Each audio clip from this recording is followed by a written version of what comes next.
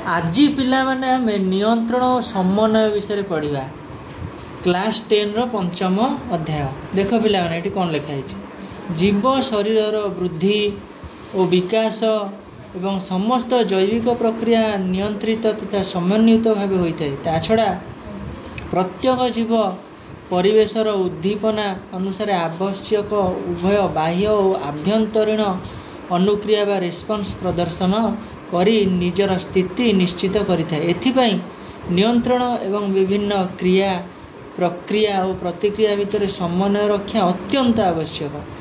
उद्भिद रे यह